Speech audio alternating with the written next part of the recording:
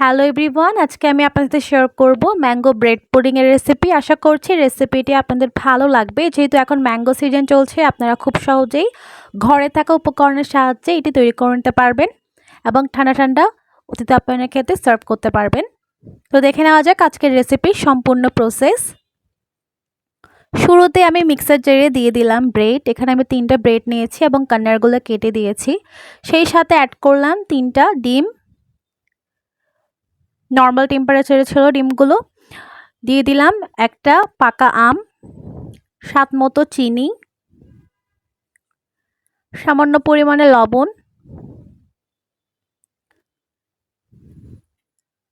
Powder milk 2 চামচের মতো।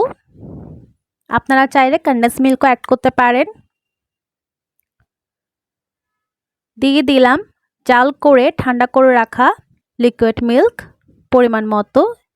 দিয়ে দিচ্ছি ভ্যানিলা এসেন্স সামান্য পরিমাণে।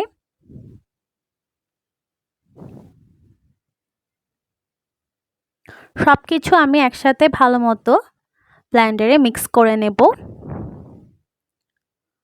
তো দেখতে পাচ্ছেন মিক্স করা হয়ে এসেছে। এই পর্যায়ে অপর একটি পাত্রে চিনি দিয়ে ক্যারামেল তৈরি করে নিয়েছি এবং মিক্স করে রাখা মিশ্রণটি এখানে দিয়ে দিয়েছি। ভালো মতো একটু ঝাঁকিয়ে নিচ্ছি। এই পর্যায়ে আমি চুলোতে লো টু মিডিয়াম হিটে পানি এবং স্ট্যান্ড দিয়ে এটাকে ভাপে রাখবো 40 থেকে 45 মিনিটের মতো। আপনারা চাইলে ওভেনেও এটা করতে পারেন। তো 40 থেকে 45 মিনিট পর আমি এটাকে একটু চেক করে নিলাম এবং এটা পারফেক্টলি হয়ে গিয়েছে এবং সেট হওয়ার পর আমি ফ্রিজে হাফ অ্যান আওয়ারের জন্য রেখেছি এবং ঠান্ডা ঠান্ডা সার্ভ করেছি। তো ভালো লাগে রেসিপিটি লাইক কমেন্ট শেয়ার দিয়ে আমাদের সাথেই থাকবেন। সকলকে ধন্যবাদ।